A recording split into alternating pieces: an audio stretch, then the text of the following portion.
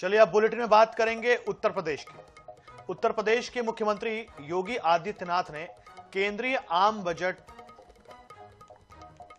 पर उन्होंने बात की, केंद्रीय आम बजट पर, और उन्होंने प्रेस वार्ता की। सीएम योगी ने आम बजट को विजनरी बताते हुए कहा कि यह पहला बजट है जो कर्तव्य भवन में बना है। बजट में किसानों, युवाओं, महिलाओं और गरीबों का ध्यान रखा गया है। एमएसएमई के लिए 10,000 करोड़ का प्रावधान किया गया है। सीएम योगी ने पीएम मोदी और वित्त मंत्री का आभार व्यक्त करते हुए कहा कि योजनाओं का प्रभाव धरातल पर दिखेगा। साथ ही यूपी में ओडीओपी पैकेजिंग, इंफ्रास्ट्रक्चर और लॉजिस्टिक्स हब को बढ़ावा मिलेगा। महिलाओं के लिए सुरक्षित हॉस्टल और शिक्षा सुविधाओं में सुधार होगा। इसके अलावा 15 आर्कियोलॉजिकल साइट्स, इलेक्ट्रॉनिक कंपोनेंट्स और मेडिकल कॉलेज के निर्माण की घोषणा भी की गई है।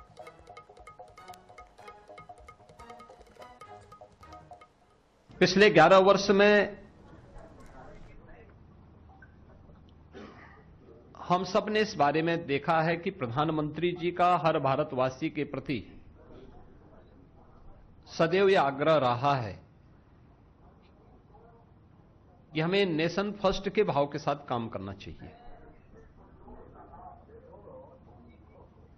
और उसमें केवल अपने अधिकार की ही हम बात न करें बल्कि अपने कर्तव्यों की भी हम बात करें। याद करें जब 2015 में प्रधानमंत्री जी ने 26 नवंबर की तिथि को संविधान दिवस के रूप में घोषित किया था, तो उन्होंने देश भर में इस बात की चर्चा के लिए आह्वान किया था कि हम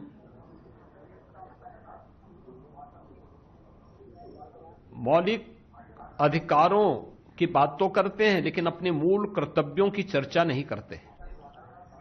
विधायिका के साथ साथ अन्य मंचों पर हर नागरिक के कर्तव्य क्या हैं राष्ट्र के प्रति, समाज के प्रति, और ये पहला बजट है जो कर्तव्य भवन से बन करके सामने आया है। हर भारतीय को अपने कर्तव्यों का एहसास कराने के लिए भी यह बजट आग्रह कर रहा है। लखनऊ में जनता दर्शन कार्यक्रम का आयोजन हुआ, जिसमें मुख्यमंत्री योगी आदित्यनाथ से मुलाकात की गई। सीएम योगी ने समस्याओं का निस्तारण सुनिश्चित करने के निर्देश दिए। साथ ही अधिकारियों को अवैध कब्जे और अन्य मामलों में कड़ी कार्रवाई करने के लिए कहा। इस दौरान एक बच्ची ने सीएम योगी को सैल्यूट किया, जिस पर उन्होंने उसे आशीर्वाद देते हुए अच्छे से पढ़ाई करने के लिए कहा। इसके अलावा जनता दर्शन में एक बच्ची ने सीएम को कविता सुनाई, जिस पर मुख्यमंत्री ने उसकी तारीफ करते हुए स्कूल में एडमिशन कराने का आदेश दिया और बच्चों को पढ़ाई में ध्यान लगाने की सलाह दी।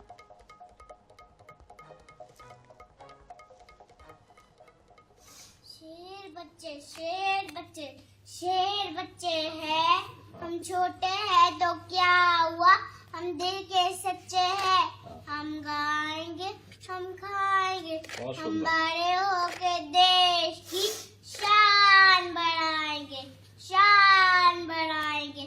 जय हिंद, जय हिंद। वाराणसी पहुंचे कैबिनेट मंत्री ओम प्रकाश राजभर ने त्रिस्तरीय पंचायत चुनाव को लेकर बड़ा बयान दिया। उन्होंने कहा कि चुनाव की पूरी तैयारी हो चुकी है और मतपत्र सभी जिलों में भेजे जा चुके हैं। वहीं शंकराचार्य के बयान पर राजभर ने कहा कि देश संविधान से चलता है और किसी के कहने से कुछ नहीं बदल सकता। वहीं यूजीसी के नए गाइडलाइन पर उन्होंने कहा कि इसमें पक्षपात हो रहा है और वे इसकी लड़ाई लड़ेंगे।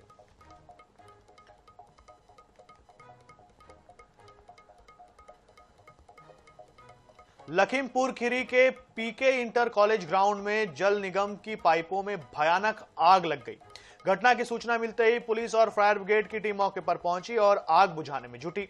लोगों की भारी भीड़ जमा हो गई। कड़ी मशक्कत के बाद फायर ब्रिगेड ने आग पर काबू पा लिया। आग में लाखों रुपए के नुकसान की आशंका जताई जा रही है।